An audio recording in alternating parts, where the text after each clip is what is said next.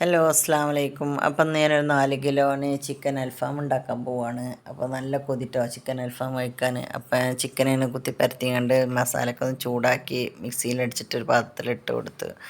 പിന്നെ ഞാൻ മല്ലിച്ചപ്പ്, പുതിന, ഇഞ്ചി, കാന്താരി, വെളുത്തുള്ളി, ചെറിയ ഉള്ളി എന്നിവ, നാരങ്ങ നീര് എന്നിവയെല്ലാം ഇട്ടിട്ട് മിക്സിയിലിട്ട് ഒന്ന് അടിച്ചെടുത്തു. പച്ചമുളകും കൂട്ടിയിട്ടോ.